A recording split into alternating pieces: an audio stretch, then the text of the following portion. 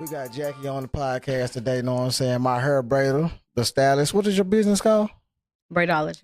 I tried to book an appointment, but you was booked. It shows like that sometimes because I only braid in the afternoons. Got you. It said book, so I was like, but I can't cheat on my hairstylist. She'd be mad. But you got it though. I would. If she ever trip out or she mess up and miss her appointment, I'ma leave her. But I did. I cheated on her one time. And she got on you. Man, she pulled my hair.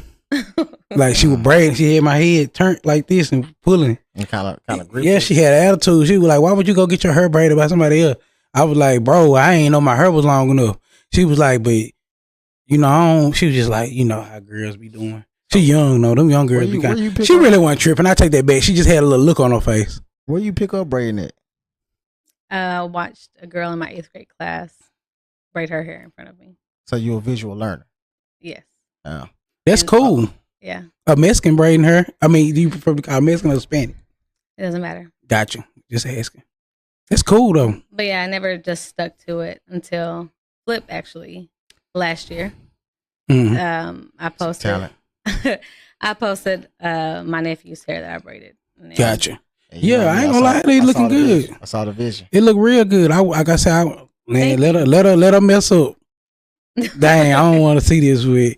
If you mess up, home girl, I'm gonna have to leave you alone, man. I'm still working on it. I'm still working on perfecting it. Nah, it look good. It's gonna take you some time. It look good. My biggest struggle is thick time. Hair. Oh, thick hair and time. Well, thick hair mainly. Yeah, but you gonna get it right though. I will.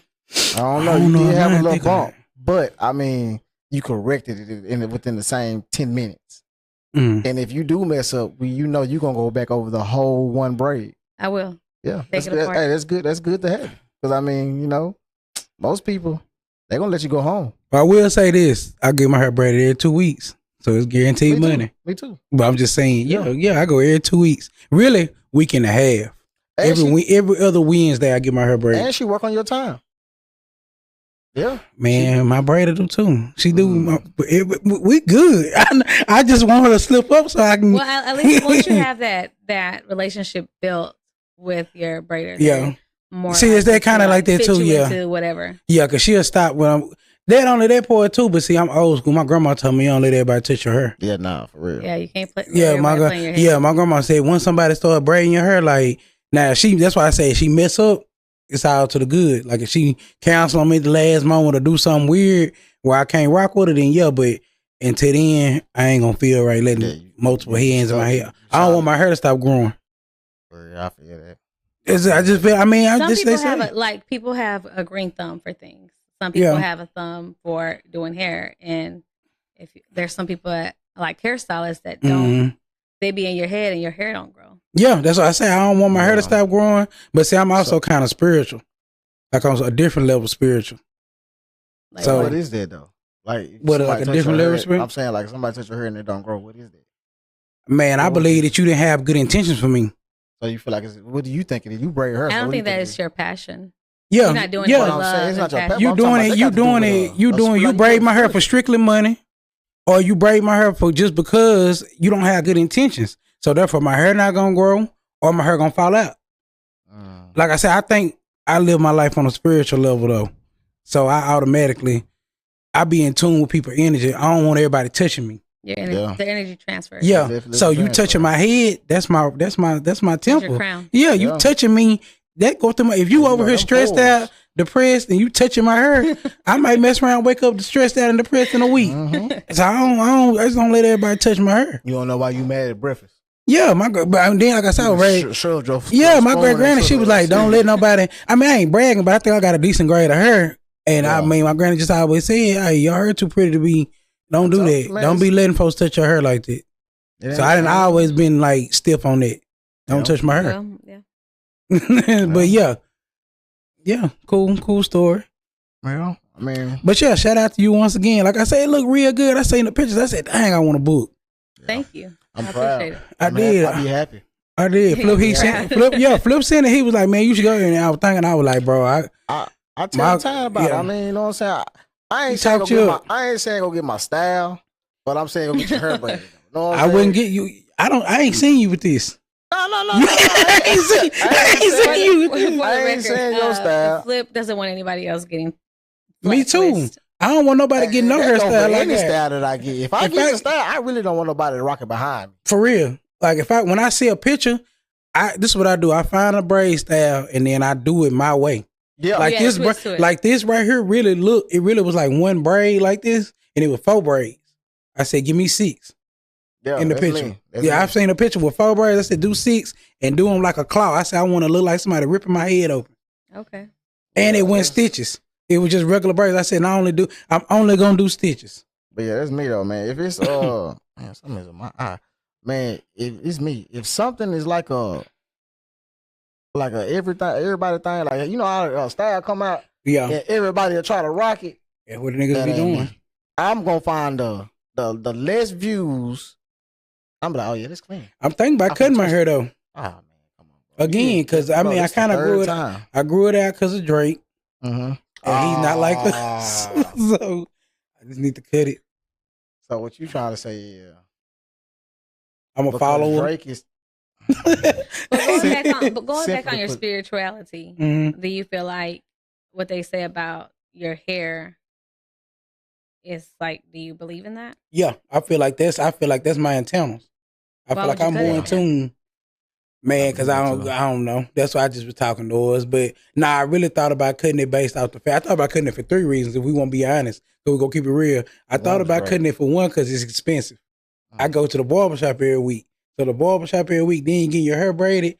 I'm spending like $300 on her. What? Just by itself a month. And I was like, I'm a boy. I don't really feel comfortable spending all that money. I'm going to get my hair done for real. Then I have to get it washed. It's just a process. Only time it's really easy is when it's braided. But when it ain't braided, I got to wake up in the morning. I got to pick it out. I got to put the product in there. You got to buy products. It's just all that. Do you believe in time is money? Yeah. How much time do you save when it's braided? Is it worth $300 or more? Because you don't get to use your hair braided every 2 weeks. Did you got to get your hair braided every 2 weeks? Yeah. I don't ever want to be seen really with that braided. Well, this my hair come down Tuesday night and it's washed Wednesday after. I wear my hair to work 1 day down since I've been getting braided. I'm the Jackie. No, it's not. It lasts. I do that because I go every pay period. Okay, that do make a lot of sense. Yeah, I go every pay period. Yeah, that's how I budget. I go based off a budget. When I get paid, I go get my hair braided. I go get my hair cut regardless every week. That's even straight. You got to line that where. Yeah, I'm on a budget. Okay, but I'm saying, is it worth $300 worth on the time that you save? Nah, because I can go get them waves. You have to maintain those as well. Hey, when you put that do-rag on, it don't even matter no more as long as your hair's together. Oh man, that's a good question. I ain't never really thought about it like that because it's a lot of work with them waves too. Because you gotta, when you really be waving, you gotta wash your hair like every day. And you gotta put the cold towel on there and the hot towel.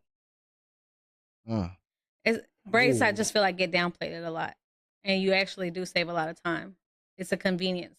Yeah. It's just like me, like I'll get my lashes done. If anything, I'll get my lashes done. Nah. It's expensive. Yeah. But it saves me time because I really don't wear makeup. So I only have my lashes done. But see, that's another thing too. I be feeling like, so when my hair like this, I gotta take a shower different. I can't even get in the shower. When you got a fade, you just get in there and wash. You don't care about your hair getting wet. You blow dry. With this, I gotta take a shower like this. Well, that's crazy. I ain't trying to let that water touch me. Put a shower cap on. I don't do that. It make your head sweat. Then your hair be moist. Then you buy your blow dryer and you blow out your hair. I do all that. But it's the thing. It's just like I be feeling like it be taking too much time. It's maintenance. Like. Everything requires maintenance. So for you to look good, you're gonna need maintenance, regardless. That's crazy. You got to work out. You got to do skincare. Clearly, you I ain't working out. Well, you have to. Your maintenance is your hair. Yeah, and your and your beard. Yeah, I do all that. Yeah, I do. See, I do this thing about it. I be wanting to cut corners. Cause so you a girl, so you gonna understand what I'm saying. Sometimes you just don't want to do this stuff. Yeah. So as a boy, that's where it come in when I say I be thinking like, man, I don't want to do all this. But you got to, when you start it, you gotta stay. Everything requires maintenance. Yeah, you got it. When you grow your hair out, you gonna walk around looking nappy headed, or you gonna keep them looking good. I work in a job, unfortunately, where my appearance is my money. I got to look. So then it is worth the $300. Yeah, it's worth it. I mean, I like it based off the face. It's worth it to white people start talking about, does it hurt? Or can I touch it? Or do those, or like, what does that mean? People ask you what your braids mean? Yeah, white people. That's white people, very racist. Yeah, they don't understand. Or they be like, did it hurt? Or they be like I had this one white woman, she was like, she was like, are you just trying to find a style you like?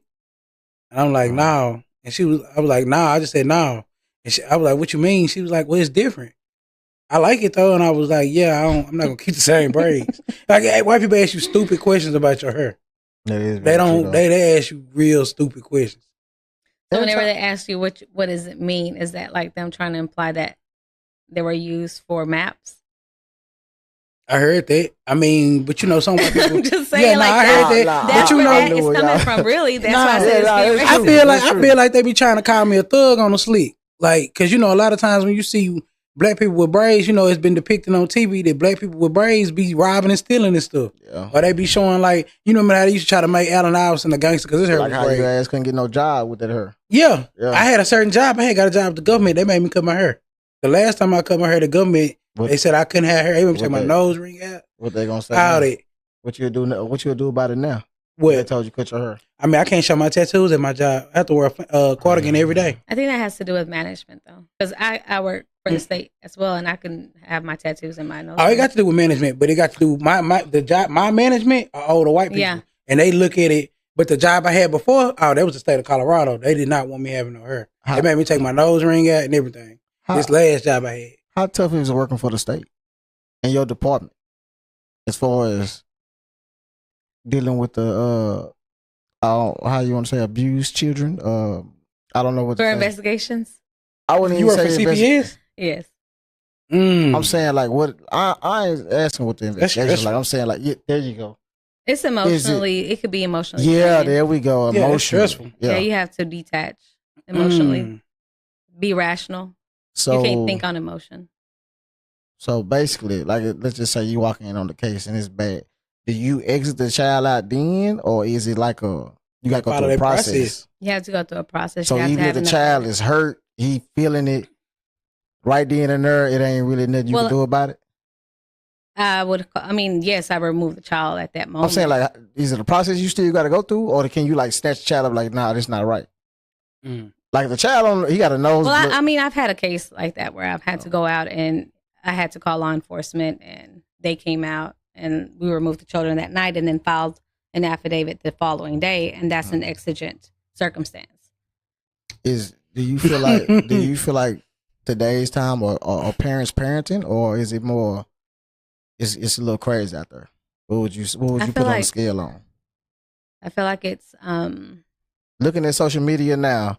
And then parenting in the field that you work in, where is it at? Does it match the internet, or is it just a day-to-day cases? I think it's just your definition of parenting. Because your some people, like, I guess old school could be parenting is providing for your children, and that's it. And then you think about it now, it's like parenting. I know for like our generation, we're more conscious on their emotional well-being. So it could be that parenting for me is providing and making sure that their emotional state is okay. I got a question. With you being in that field, and I've known people to get in situations. Do you feel like CPS should be involved when a parent smokes weed? Texas doesn't do a big deal about it no more. Oh, they don't? Okay. Nah, it used to be. Yeah. That's why I asked that. Back in, get removed. Yeah, I know somebody got jammed up on something like that, and they had to get clean real quick. It was a good parent. They got it. So the situations she got into it with somebody, and the person basically called CPS and said she smoked weed around her kids, and she was like, she wasn't a bad parent, but she got jammed up. This was years ago, like you said. Yeah. But I was just wondering, like, with you being in that field of work, like, because personally, if I was a CPS worker and somebody would smoke weed, I don't know if I can't say I wouldn't care because that ain't my job to not care. Well, you use a lot of rational thinking. Gotcha. So you don't want to remove a child from an environment that, they're being taken care of. They're not being abused. They're not being harmed. So you use a lot of rational and critical thinking as to, like, if I remove this child, they go into foster care because they don't have any other family. Gotcha. So the foster care system is a whole different world. So how does that work if they have family? Like, you reach out to family members first. But I'm saying, like, what if they're going into a worse situation? We don't know that. I can't say they ain't gonna know that. That's the tough part about it being an investigator. Y'all don't do it. I was say y'all don't do no background on them. I mean, we could do a background, but I mean, you could be whistle clean. You could be everything, but you're still mistreating. I mean, you could. I'm gonna say you could never have a choice, but you like to rape kids. Just to tell you in perspective, like I've removed from foster parents. These kids have been adopted, so that means their records were clean. Oh, yeah. So I've been seeing a lot of stuff going on in Houston with this, with the CPF, with the school system, the adoption, pimping out children, the sex trafficking. That's what it's called, sex trafficking. Yeah. How strong is that going on now? Is that like a there's a big lawsuit? Have you seen it? Have you seen any of that? Or have I seen it personally? Yeah. No. Gotcha. I'm saying it happens in bigger cities. Okay, well I'm saying is it like a new trend of thing that's going on, or is it something that's been going on? I think pedophilia has been around for a while. No, I understand that. I'm saying like as far as like they saying they pimping out the children now. Like, sex trafficking been going on. No, I'm saying like in high school they saying that they are now having the kids. Basically, they slanging kids. Yeah, they've been doing that. When you think kids, so that's going on with the boy. What do you mean they? I mean like the teachers. Like the case that they just had in Houston. They had the 2 teachers that was slanging, I think, 3-4 girls to different men's and this, that, and the third. And they so the teacher was pimping? Yeah. Because pimping ain't nothing but sex trafficking in a pretty word. Yeah, it is. It is. It pretty much is. They just switched up the word pimping and put sex trafficking. Same thing when we back in the day when they used to talk about pimping. So is that something that happens often?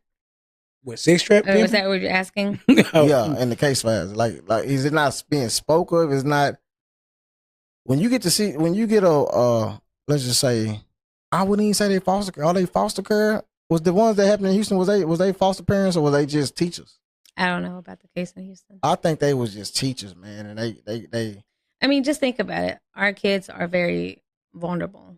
Any kid is, especially if you don't have a good home environment. So if somebody's telling you, hey, and they gain the kid's trust, and this kid has nobody else at home, it's easy for an adult to influence them and be like, hey, I'm going to take care of you. I'm going to feed you. And they feel comfortable. So, yeah, they're going to do whatever it takes to keep the person that they trust happy. Yeah. So they're willing to go turn a trick for whoever it is that they trust because they're doing it for that person, not necessarily for a financial gain for them personally, but just to make sure that that person that they have trust in is happy. How do you think the foster care affects the child's mind growing up? It's a lot of... Like, I know you see a lot of kids with a lot of situations. How do you think the long run is? It's bad for the teenagers in the long run. If you get a teenager, or I would say at least 10 and up, it's bad because nobody really wants them. They have all these behavioral issues. They have trauma. So nobody wants to take those kids in. So they bounce around. So what do you think about the adoption? Like adopting them? Like welcome them into a new family? I'm saying as far as like if we was 2 new parents and we came in, do you think it would be a good idea to go in there and adopt the child that's been through that, or should we look at the child as a newborn? And it depends if you're emotionally ready to take on that challenge. Most time when kids get a certain age, people don't want them. Yeah, because they got like a lot of trauma. They done been through a lot. They be running away, but a lot of times it ain't their fault because I mean, a lot of times it go from the beginning. They want the kids so they can put them through that, and then they get took out the house because, like you said, people report it or they report it or something go wrong. It's a lot to go with that because I got a cousin that's been adopted. I got a cousin that was adopted. Yeah, and I mean, I ain't gonna put him out there like that because I mean, a lot of people don't know that, but I know that, and a lot of people know him. But I know, yeah, you were adopted, bro.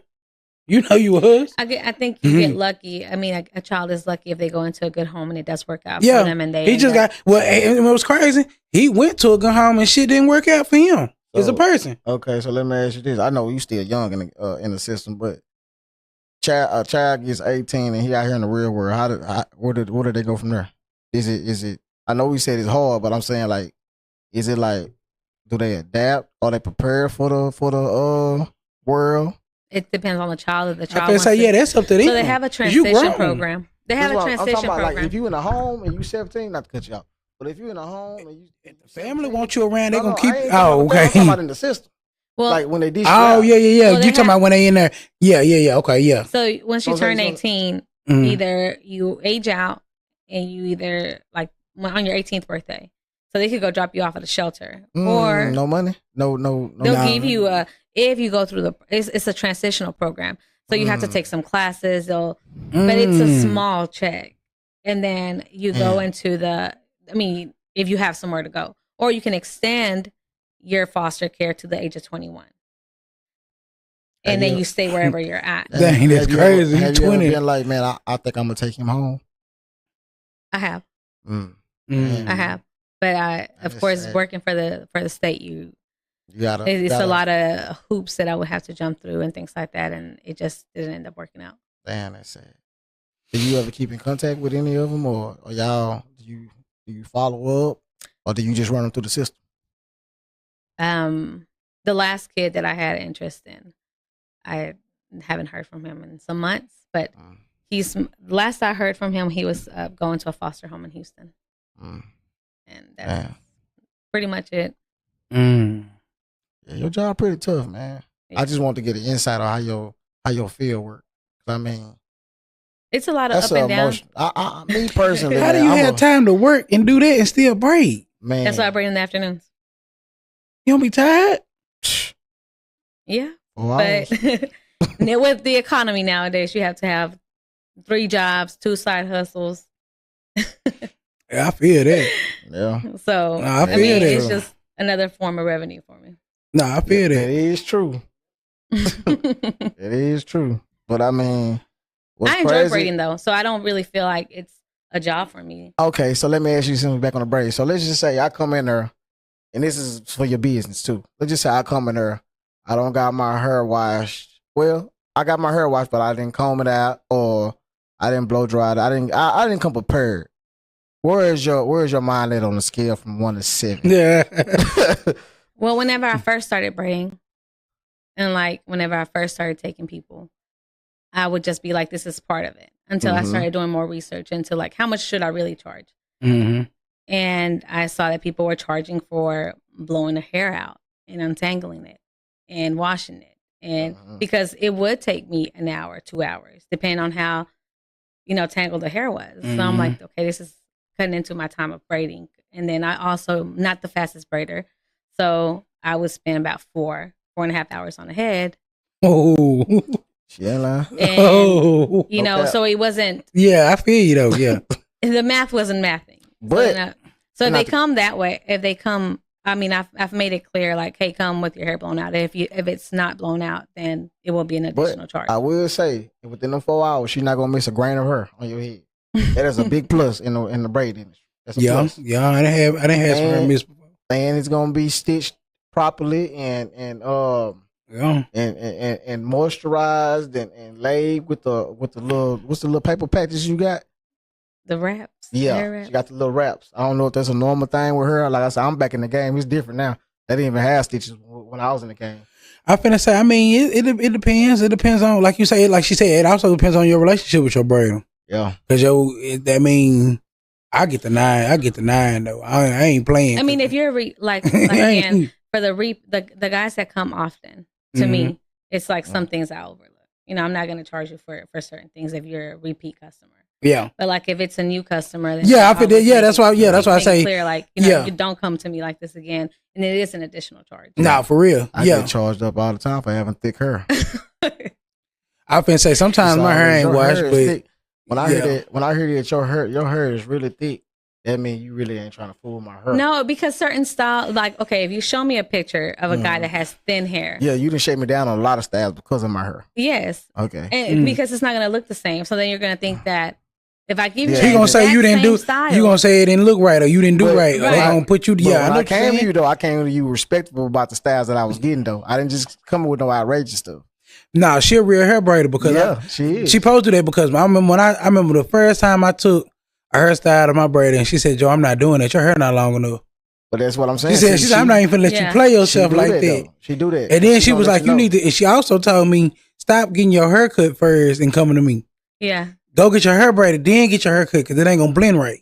Yeah, see what I do is I like to keep my old style in and then get faded and then go get braided. Well, I did that too. But then if you mess around and you get your braids gonna shift by the hairstyle, so you got to really get your hair braided then cut. Mine don't work like that. Jackie braid mine to the whatever that you do. Mine do too. But you ain't one. Well, but that's because I did it right. I went and got when I go over there, I go on a good day. Like if I had a long week, she'd just braid me up and go and send me by my way. Mm. But if like how this week is, I would go get my cut before I took my hair down. Yeah. Take it down, then go see her. And then it'll blend. Man, it just depends on how I'm getting my hair braided if I do that. If I know I'm gonna get some shit going on, I might have some shit might need to be kind of twisted a little bit. Cause sometimes I don't know. I don't know. It just depends.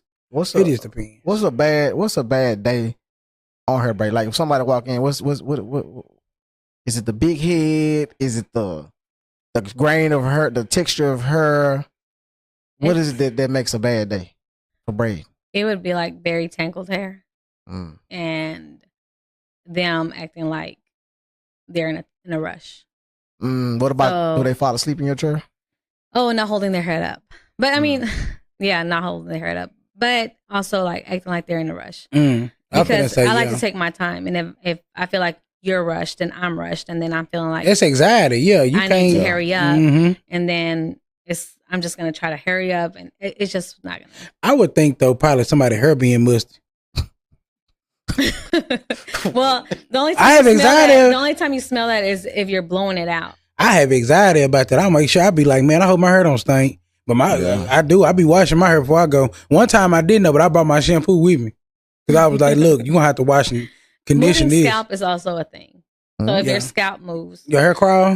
Think about that. Like no, like if you're parting, you're trying to part, and you're trying to go like right in the middle. Mm-hmm. But whenever you're braiding, you're gonna pull this side first, and then so the line's not gonna look like it's in the middle. Gotcha. So it's a lot of like getting a line straight down the middle of your head. Mm-hmm. It's hard. And I don't know if people know that or not. Because if it's not centered, your braids are going to be wrong. Yeah, I remember we had to do a repeat. You thought I was going to bring that up? Yeah. We had to do a repeat, which landed me another hour and a half because the split down the middle was crooked. I don't know who fault it was, but it was down the middle. But she corrected it, though. When she saw it, she set me back down and got the situation. But yeah, braiding is a craft. I feel like it's really a craft. It's a technique, especially if you're like doing designs and you're doing different types of. It's definitely a craft because you have to make sure that both sides are even. Yeah. You're doing a mirror on both sides. That's what I was just. And some people have different head shapes, so in order for it to look equal. No, seriously, in order for it to look equal, like you have to figure out how much am I parting this braid. Am I not parting this braid? People have like rolls in the back of their head. People have like it's a lot, and for you to be able to master a braiding style that the client wants, it does take time. People here do be meaty. So what do you like? So what do you like? Do you like to do braids, twists? What is it that you prefer when they come to you? What do you prefer doing? A stitch braids. Stitch. That's the way to go. You know, when it comes to when it comes to stitching me, you gonna stitch me, but my hair be so thick that those stitches gonna puff up in about a week and a half. They disappear. Yeah, they disappear. You can't even tell his hair is stitched. Yeah, unless I do like longer. But I'm gonna be honest with you. I'm not doing. If I see you with some Allen Iverson braids, not you. I'm just saying. If I see somebody hair shit look like Allen Iverson, just them regular braids. You need to just. I'm gonna laugh. You got them old man braids. You got the penitentiary braids. See, like the twist, I feel like they're like box braids because you're parting the hair in different, like small boxes. So then that you twist them together like that, something like that, and that takes time too. So is it anything else that you want to do besides braiding? You don't want to open up no other business or a lounge or something? I mean, if I had, I guess, the time to